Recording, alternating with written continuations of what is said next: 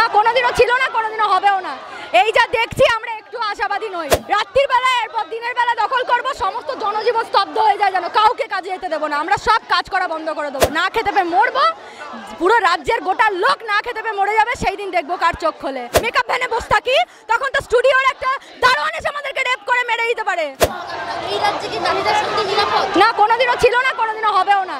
এই যা দেখছি আমরা একটু আশাবাদী নই। তবে আজকে আমরা রাস্তায় নেমেছি, রাত্রির বেলা এরপর দিনের বেলা দখল করব, সমস্ত জনজীবন স্তব্ধ হয়ে যায়, যেন কাউকে কাজে যেতে দেবো না। আমরা সব কাজ করা বন্ধ করে দেবো, না খেতে পেয়ে মরবো, পুরো রাজ্যের গোটা লোক না খেতে পেয়ে মরে যাবে, সেই দিন দেখবো কার চোখ খোলে। পুরো মিথ্যার ওপর আমরা বাঁচছি, কোনো সত্যি আমাদের সামনে আসছে না। কেন আসছে না সেটাই আমাদের জানার, আর কিচ্ছু না।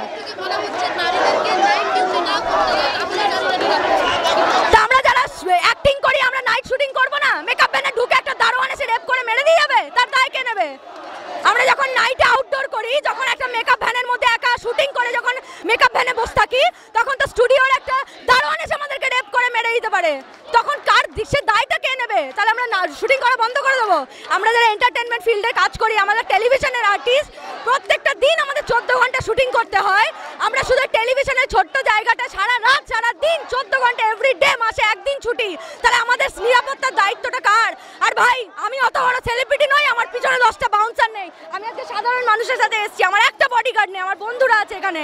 আমাকে এখন আমি এখানে এত সত্যি কথা বলছি বলে এখানে মেরে দেয়। আমার বাবা মার একটা মাত্র মেয়ে, যদি কিছু হয় আমার বাড়ির লোক কাউকে ছেড়ে কথা বলবে না। কার বাবার ক্ষমতা আছে টাকা পয়সা দিয়ে মুখ বন্ধ করে, সেদিন আমরাও দেখে নেবো। রক্ত